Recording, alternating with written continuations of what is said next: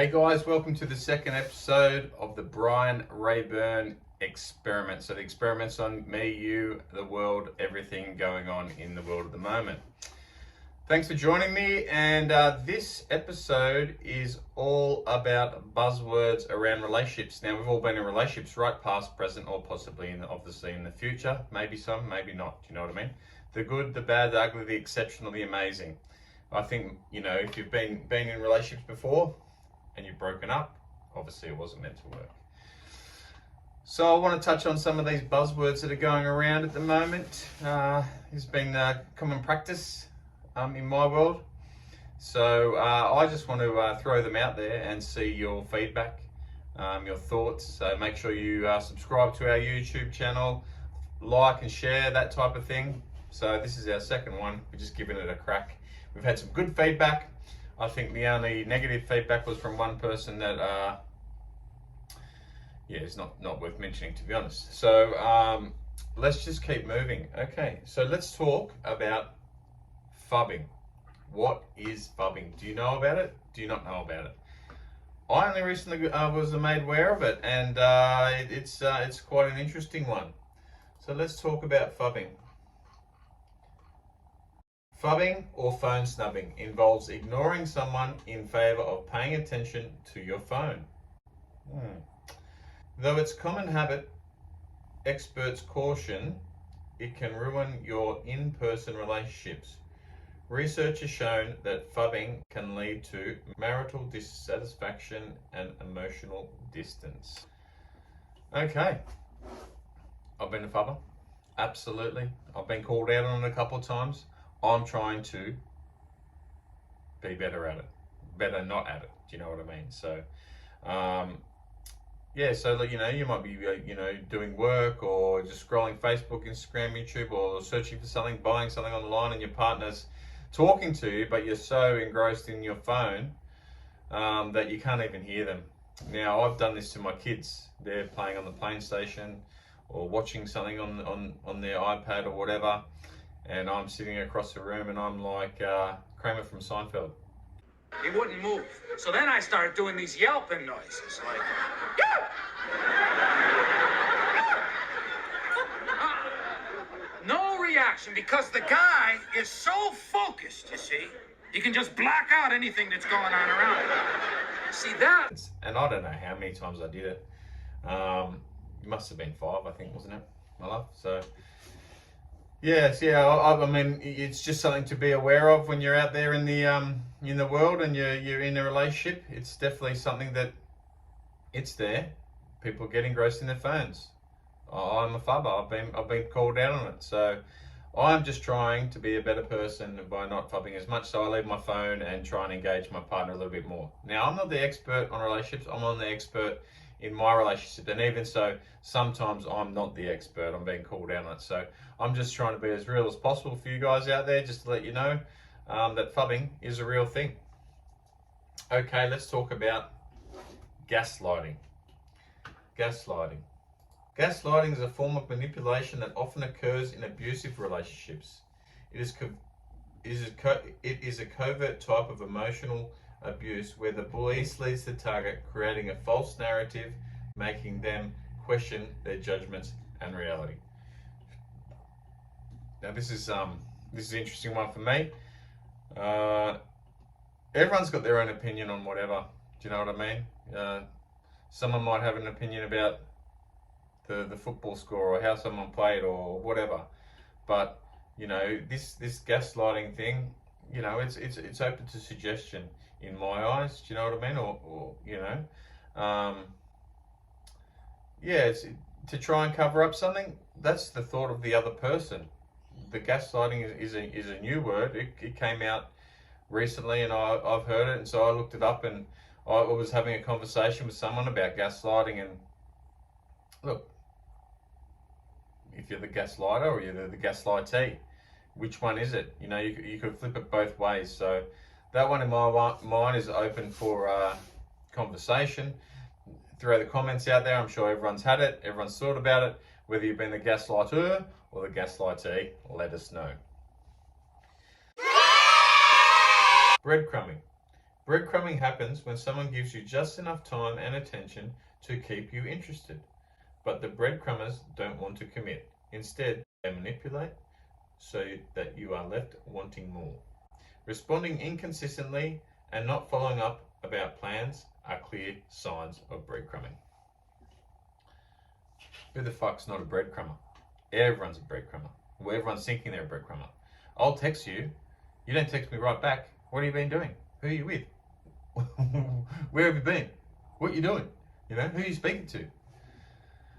Oh, fuck, I was on the toilet doing a poo. You know? Oh, no, I was just on the phone to someone else. Sorry. I left my phone in the car. I was upstairs. My phone was downstairs. I was just doing other shit. So breadcrumbing is a great word and a great name, but I think that everyone will be called out on breadcrumbing at one time or another. That's for sure. Okay. Let's talk about narcissists. Okay. Now, whether you're one, or you know one, or the one that knows you thinks you're one, I think that's one of the key points there. Narcissistic personality disorder. One of several types of personality disorders is a mental condition in which people have an inflated sense of their own importance, a deep need for excessive attention and admiration, troubled relationships, and a lack of empathy for others. Oh, I can go a long way with that, you know. I could go a super long way with that. You know, I was in a relationship for a very long time with a narcissist, and that narcissist called me a narcissist. But I think she was just gaslight. Is that what it is? Yeah, I think that narcissist gaslit me. And it just makes me laugh to make me think that someone feels that they're more important than anybody else. Everyone in their own right is important in my eyes, okay? I think you need to treat people fair and evenly and get the respect from that person and get it back. Now, narcissism is a very, very, very... It's a tough topic because the narcissist is not going to like it. Of course they're not. They're going to gaslight you, right? So just think about that. Think about people that you know that think they're more important than you, that you should be picking up the phone and calling them instead of, doing as they say and not as they, and as they do, and not even interested in your thoughts or your actions or how you want to roll things out. Those people you just want to put to the side, which then moves me on to the next one, which is called benching. I like this one. I mean, it's good for me because my background is all about football or soccer, and the bench is all I used, you know what I mean? If a player wasn't good enough, if they weren't putting in their performance, maybe they should go onto the bench.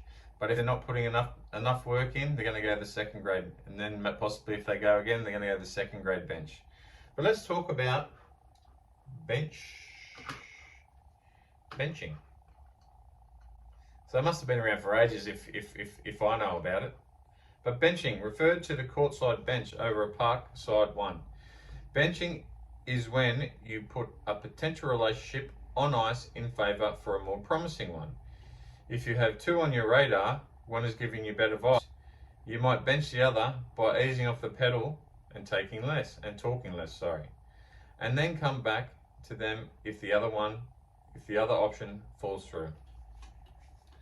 Well, first and foremost, you shouldn't be fucking benching anyway. You should be sort of trying to, if you're in a relationship or you're trying to be in a relationship, why are you trying to have two at once? You know what I mean? It's just not good form. Don't get me wrong. In my previous life, in my past, I probably would have been a bencher for sure. You know what I mean? I'm benching a lot of different people, and I'm not proud of that now that my work ways have changed. But listen, if you're going to put your effort into a relationship, just fucking put it in. Don't worry about anyone else. Don't be going on those other dating sites where you think you can pick up some more man or more woman. Do you know what I mean? You can walk out the front door. The women can walk out the front door and ask a guy, hey, listen, how about this? And look, I'm pretty sure that the odds are pretty high of getting something in return, unless someone is completely committed and faithful to their partner. Okay, so that's what I say at this point in my life. If you're going to commit to someone, commit to them. There's no use putting them to the side and thinking, if you have the open conversation, say, well, we're not monogamous, okay? We can see different people at the same time. That's fine. Benching, it doesn't even come into the equation there, okay? Because you've already had the conversation. But it's best to be open and honest with the person that you're with, okay? If you want to be with someone else, just fucking go and do it. Why do you want to hurt their feelings or get yourself into a situation where you're going to be fucked up, or it's going to go pear-shaped? I didn't want you to see that, but he's over there, okay? No fighting. We're here to protect you, but just confront him and just tell him how you feel, because he is cheating on you over there. You ready? Yeah. All right, let's go. What the is going on? What the is going on? Who the is it? I'm the private investigator. Who is it? I'm a private investigator. He hired me. She hired me to find out. Don't fight, don't fight. No, stop. Don't. Hold on, wait, don't. Stop. Hey, man, chill, man. Chill. Yeah. That's his girlfriend. It's the way, the law of the universe, you know what I mean? So make sure that you're upfront to that person that you're with, so you don't even have to fucking bench.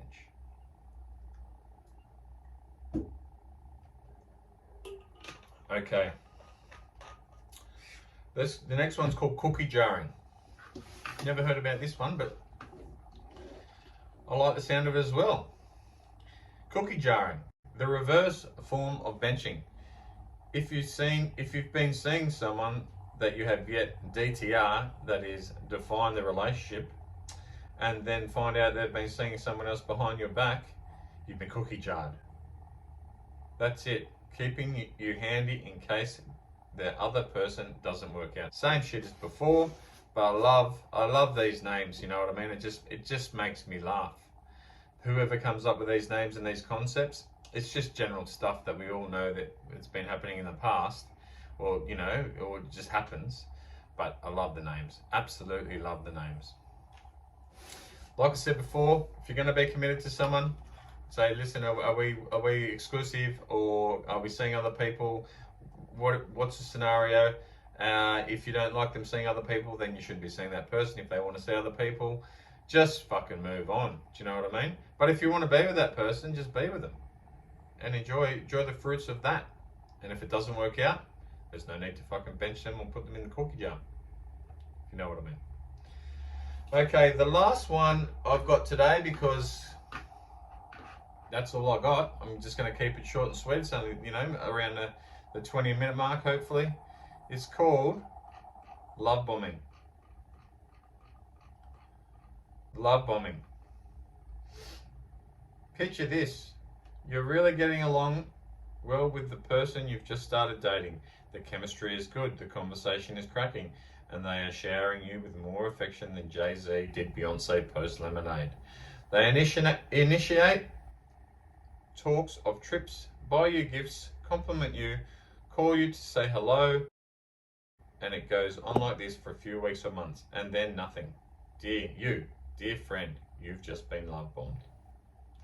Well, it might sound, we won't go into that one about ghosting because we haven't even done ghosting, but look, so much shit comes up in life that you might not have time to go on holidays.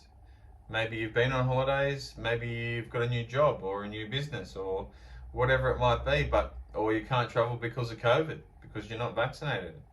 You're talking about you move out together, you might buy a house together, you're looking forward to a future with that person.